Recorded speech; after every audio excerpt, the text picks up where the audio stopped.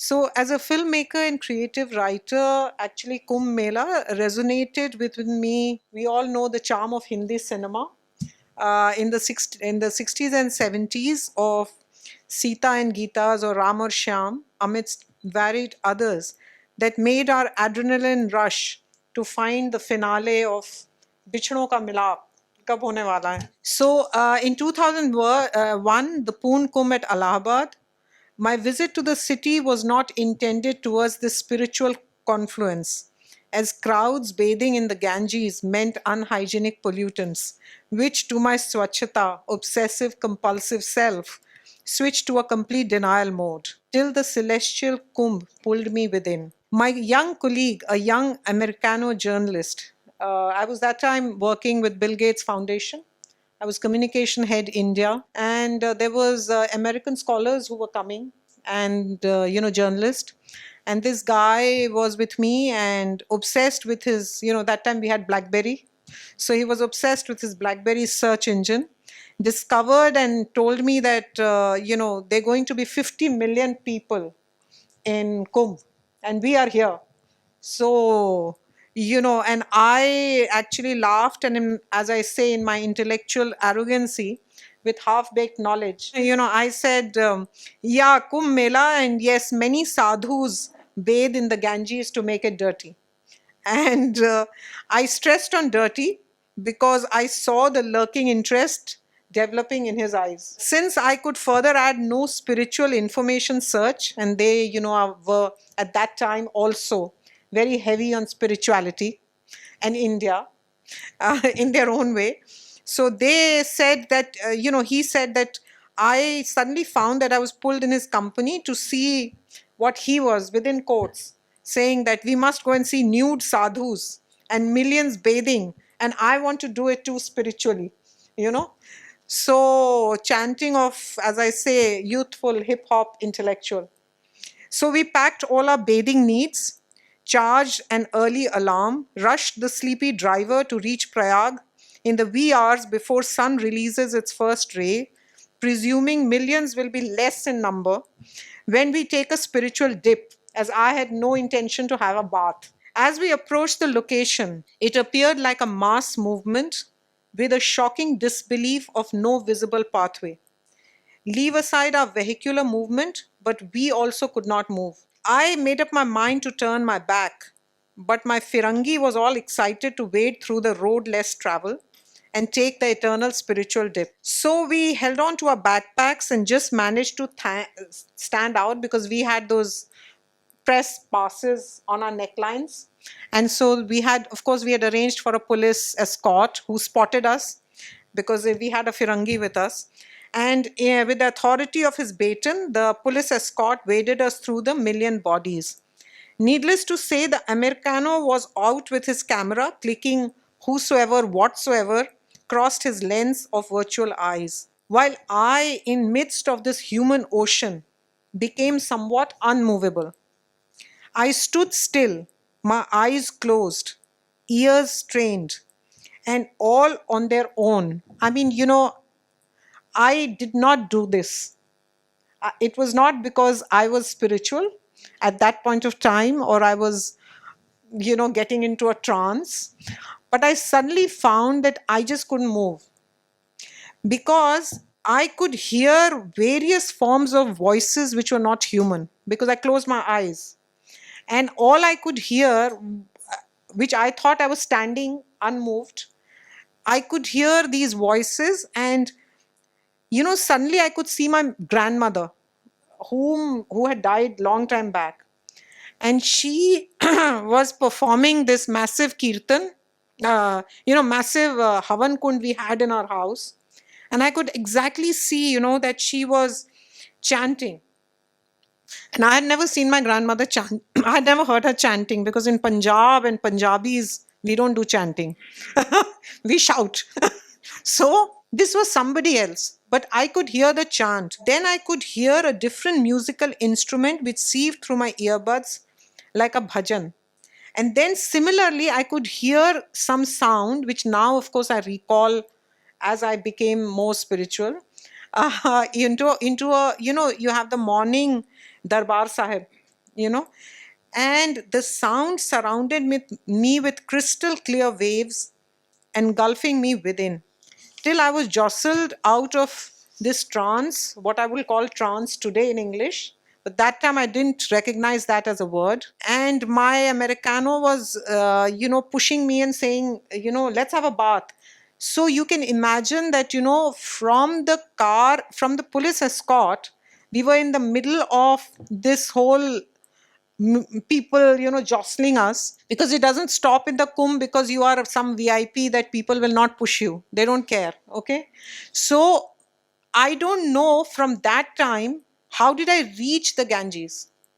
I have no recollection. When I recalled, it was not that my friend was telling me that your eyes were closed, which means that my eyes were open, so I was walking, right?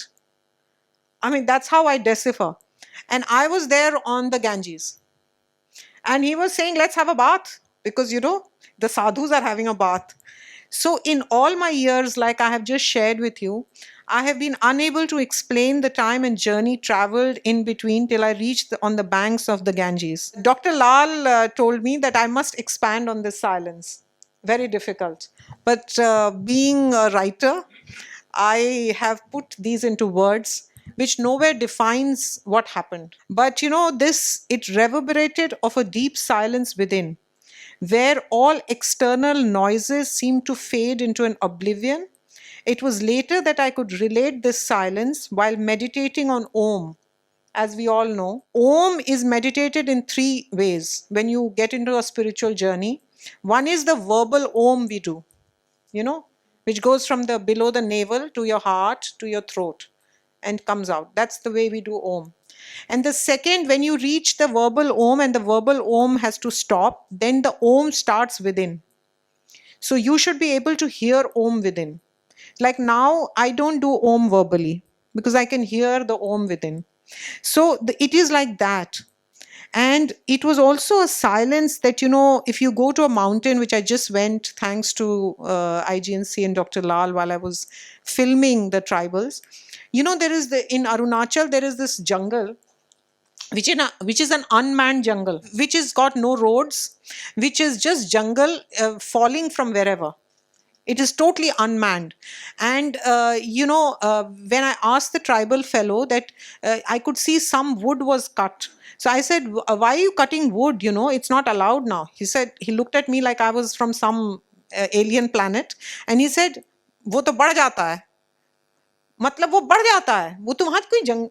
So, when you are in that jungle, it has a very limited population. And, there is this sound of the wind. When the sound of the wind crosses the trees, it's that kind of sound. And so that was the kind of sound I can define. And to youngsters and myself, being passionate about love, we all are. So I would say that it is like the invisible love energy of Saraswati. I see that this is this energy which is unexplainable, the energy of Saraswati, which is invisible. So that is what you can hear at the Kumbh. If you're really there, you can hear the stillness in the middle of the shore. And as spiritually, we call it the sound of one hand clapping. And that's the sound of Kumbh. And I have experienced it. I mean, मेरे तो अभी actually रोए खड़े हो जाते हैं. But, that is what I call godliness. It's not God, it's godliness. And coming back to the story, I had not spoken a word to my co-traveler, as there was a complete silence within. He was talking to me in his own experiential excitement, but I could not hear a word as my silence was so deep. My eyes could not identify any dirt or ashes that were by Naga sadhus, who bathe with ashes are there. But purity of Ganga flowing down, washing my feet, called me to its deep invisible confluence with the Saraswati and merging into the Yamuna. I bathed and I bathed. It was as if purity flowed within, washing away all my fears, sorrows, and even happiness, making me serene and what I have later realized on my spiritual path with the nectar of immortal bliss. There is a lot more to my story with the journey into the camps of unusual saints, women groups, and others, which all of you know. But that would need to be experienced and cannot be verbalized. To the journey that started the quest of another dream, which led me into reading of Kumbh, its mythological and spiritual significance. Like I shared, Dr. Saab, when you were speaking, Kumbh today has a greater significance than it ever did. It is this generation of youth that must be encouraged to understand its importance, linking it to the modern times globally, because there's nothing hip hop intellectual about it. It is much deeper. So when we ask the question, why go to the Kumbh? The answers you see all across. I'm sorry to say, but it has been all across mostly, except in the intellectual perspectives of scholars who have researched and are researching, especially in India and worldwide, because academicians are doing a lot of work. You know, we say, why go to the Kumbh? And usually the films speak about to see what is.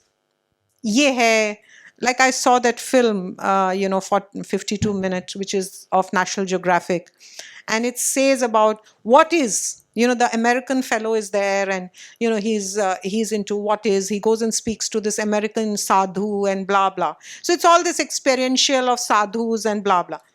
So actually, the question, let us try and see why and what there is beyond the perception of the naked eye. That is what needs to be seen when we see Kumbh or when you go to Kumbh. Kumbh calls me again in 2019. It is the same location, a similar confluence. But the years between have changed my path into a spiritual quest. And I wish the same for others. It's a life-changing journey. I encourage the youth especially to travel towards it. Thank you. Thank you very much.